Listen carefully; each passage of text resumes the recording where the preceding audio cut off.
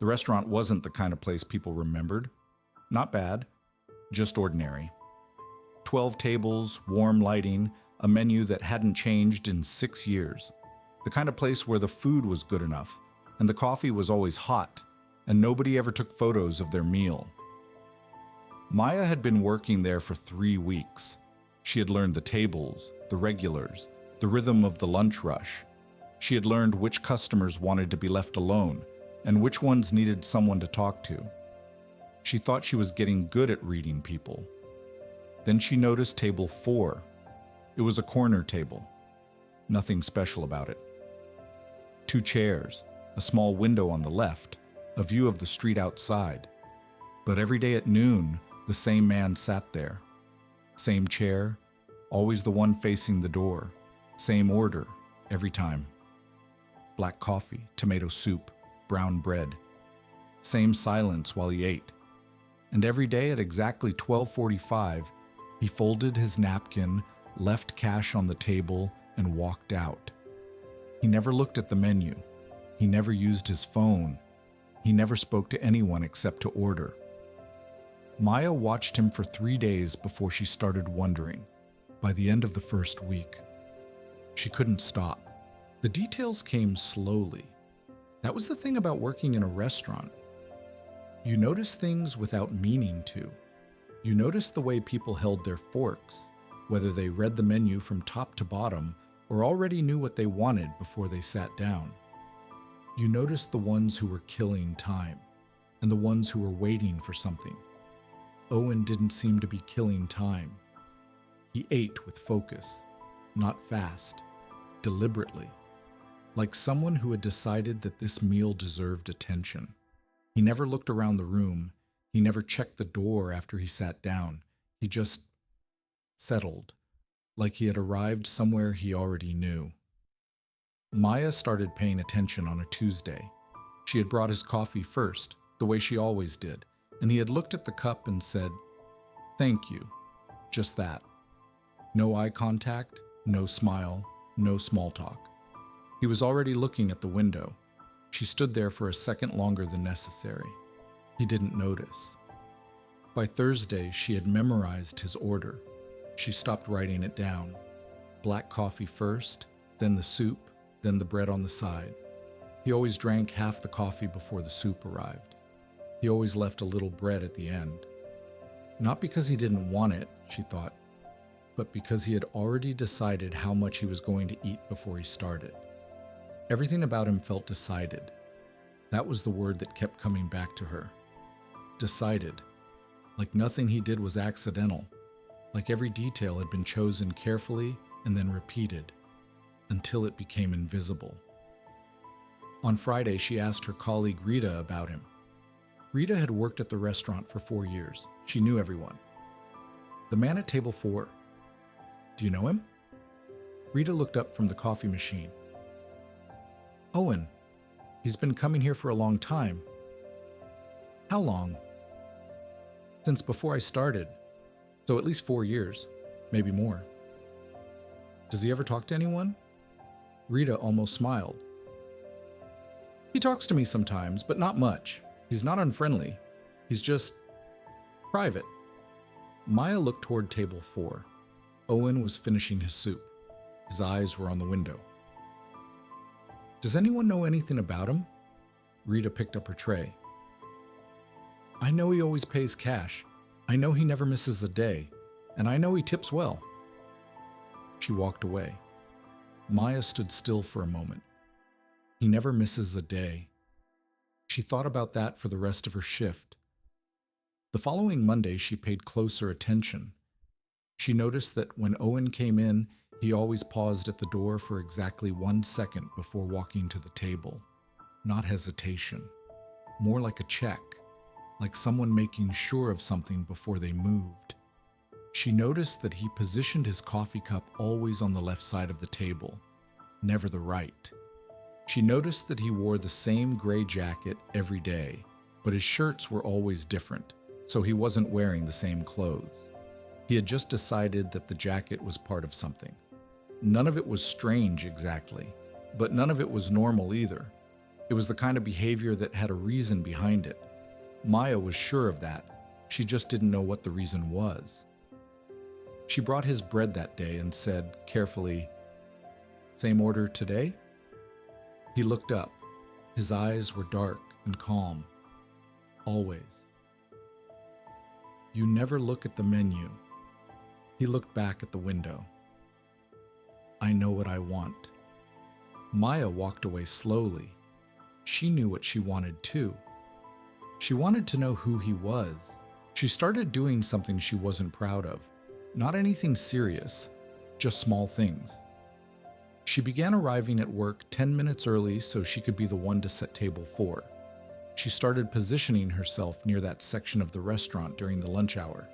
She found reasons to walk past his table more than necessary, refill his coffee, check if he needed anything, ask if the soup was all right. The answer was always the same. Fine. Everything was fine. He was polite in the way that kept people at a distance without being rude about it. Maya had met people like that before. People who had built a wall so carefully that it didn't look like a wall at all. It just looked like quietness. But walls had reasons. She wanted to know his. It was a Wednesday when she made her first real move. She brought his coffee, and instead of walking away, she stood at the edge of the table. "Can I ask you something?" He looked up, not surprised, more like someone who had been expecting a question and had decided to allow it. "You can ask." "You've been coming here every day for at least 4 years. Same table, same order, same time. I've only been here 3 weeks and even I've noticed." He looked at her for a moment. "Is that a question?" She almost smiled. "Why?" He was quiet for a second, not uncomfortable, thinking.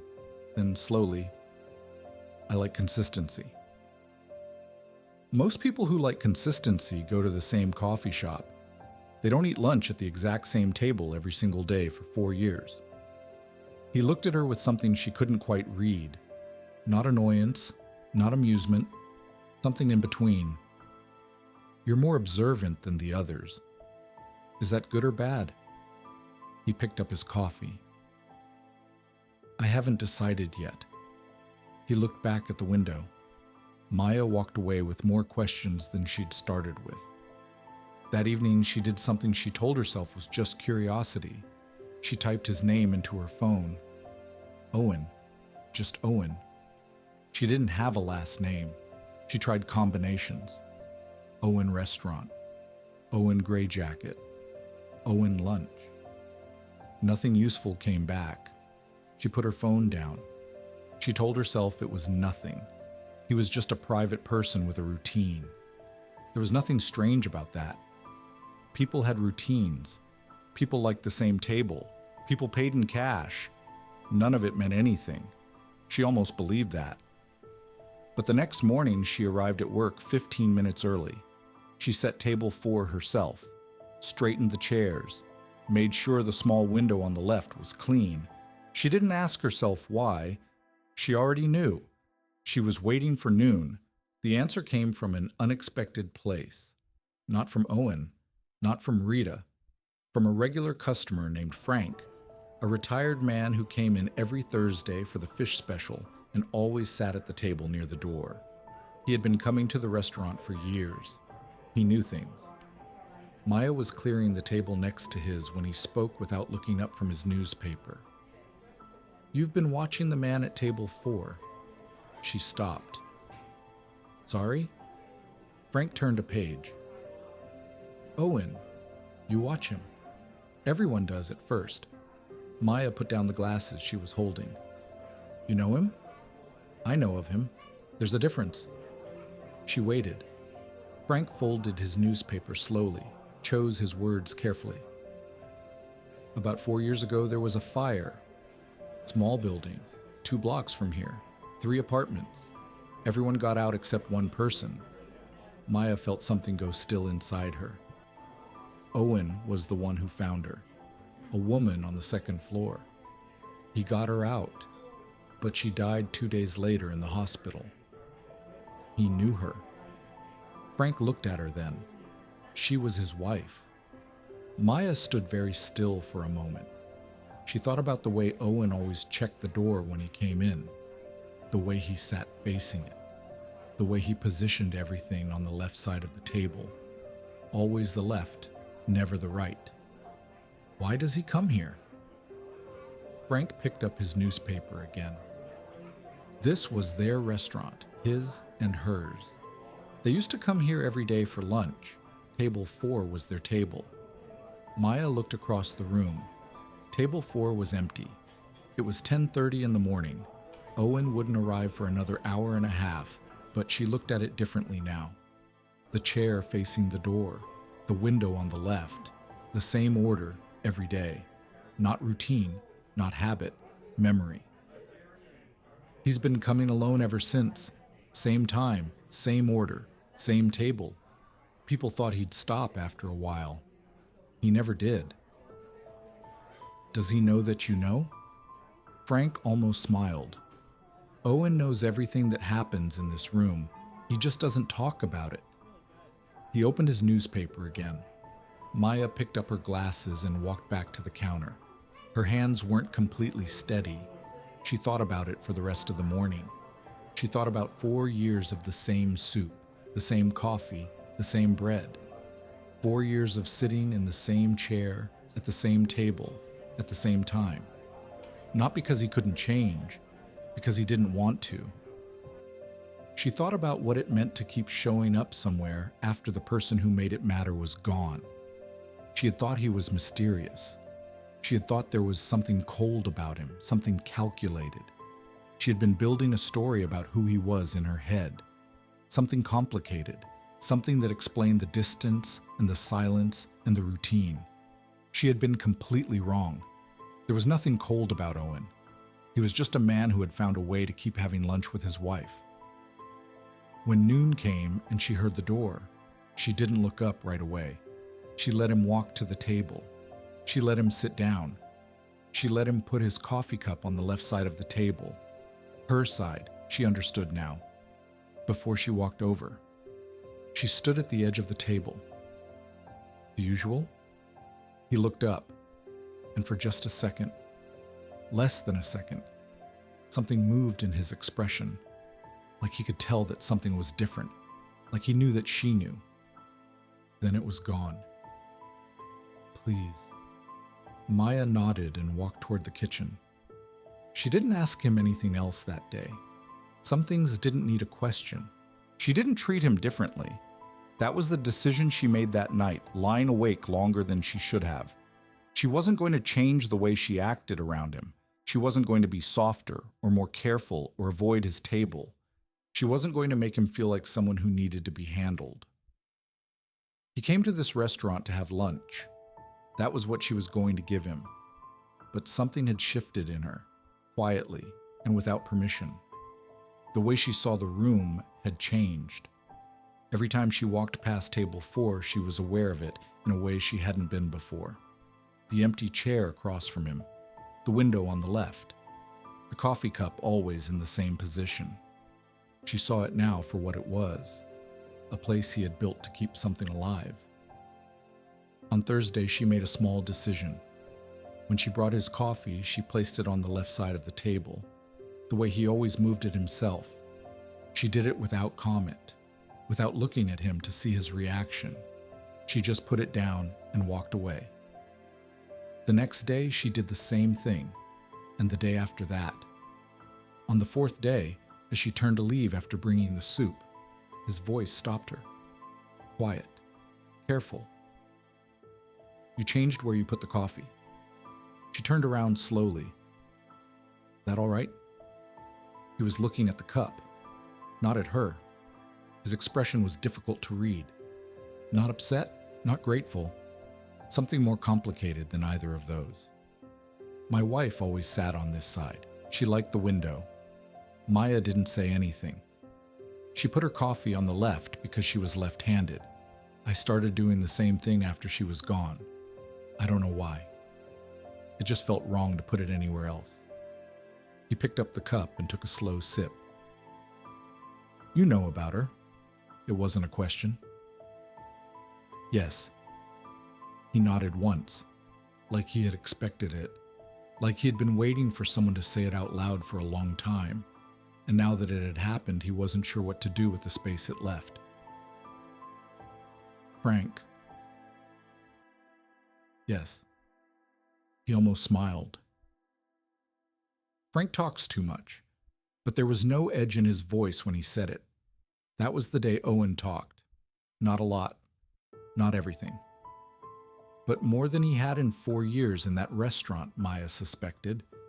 He told her that her name was Claire, that she had grown up in this neighborhood, in a building 2 streets away from the one that burned, that she had found this restaurant before he did, had brought him here on their 3rd date, and told him the tomato soup was the best thing she had ever eaten. I thought she was exaggerating. She wasn't. Do you still think it's the best? He looked at the bowl for a moment. I think I stopped tasting it a long time ago. I just keep ordering it. The words landed simply, without drama, the way true things did. Why did you keep coming? After everything? He was quiet for a long moment. The restaurant moved around them, dishes, voices, the ordinary sounds of a lunch hour. Owen sat very still inside all of it, because this is where she was happy, and I could still feel that here, even after everything else was gone. He looked at the window. I know it probably seems strange to people. It doesn't seem strange to me.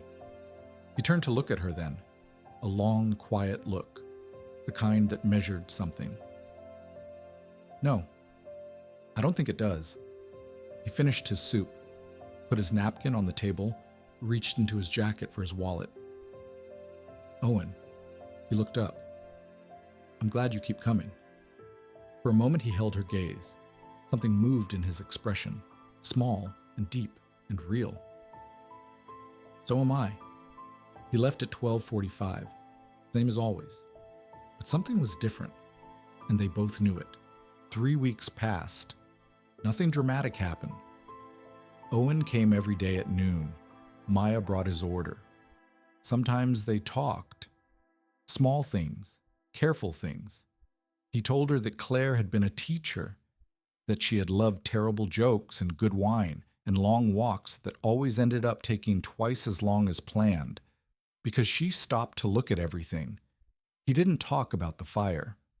Maya didn't ask, but she listened to everything he gave her, and she held it carefully, the way you hold something that belongs to someone else's life. One morning she arrived at work and Rita was standing near the counter with an expression Maya hadn't seen on her before. What's wrong? Rita's voice was careful. Owen called. Maya went still. He left a number years ago for emergencies. He called this morning. He said he wouldn't be in today. Did he say why? Rita looked at her. Today is the anniversary of the fire. Maya thought about that all morning. She thought about what it meant to choose not to come, after 4 years of never missing a day, to choose on this particular day to stay away. She didn't know if that was progress or pain or both. She set table 4 anyway, straightened the chairs, put the small folded card that said reserved on top, something she had never done before, something she did without thinking, without asking anyone's permission. The lunch hour came and went. Table 4 stayed empty. At 12:45, she stood near the window and looked at the vacant chair facing the door and felt something she couldn't quite name. Not sadness, exactly. Something closer to respect. He had built something real in this room, something that had kept him going for 4 years. And today, for the first time, he had decided to hold it somewhere else. Maybe that meant something. He came back the next day. He walked in at noon, paused at the door for exactly 1 second, and walked to table 4. He stopped when he saw the reserved card still on the table, stood there for a moment, just looking at it. Maya was watching from the counter. He picked up the card, turned it over in his hands. then put it down carefully, sat in his chair, the one facing the door, and looked up at her. She walked over. The usual? Please. She brought his coffee and placed it on the left side of the table without a word. She was turning to leave when his voice came quiet behind her. You put the reserved card out yesterday. Yes. The table was empty all lunch. I know. He was quiet for a moment, looked at the window, then very quietly, thank you. You don't have to thank me. I know I don't have to. He looked at her with that measuring look again, the one she had learned to read over the past weeks. It meant he was deciding something. Her birthday is next month, the 14th. Maya waited. She would have been 52. She always said 52 sounded like a good age. She had plans for it. His voice was steady. It had the steadiness of someone who had learned to carry something heavy without letting it show, most of the time. I've been coming here alone for 4 years, and I've never told anyone about her birthday. I don't know why I'm telling you now. Maybe because it's time. He thought about that, looked at the window for a long moment. The street outside was ordinary, people walking, a bus passing, the city going about its day completely indifferent to what was happening inside this small restaurant at table 4. Then he said something she hadn't expected. Would you have lunch with me sometime? Not here. Somewhere she didn't know. Somewhere that's just new. Maya felt something shift in the room, not dramatically, quietly, the way important things moved. I'd like that. He nodded once, picked up his coffee, took a slow sip. Outside the window, the city kept moving. Inside, at table 4, something had just begun. The 14th came on a Tuesday. Maya had thought about it more than she expected. She had thought about what to say, whether to say anything at all, whether acknowledging it would help or just make the day heavier than it already was. In the end, she decided to let him lead. He came in at noon.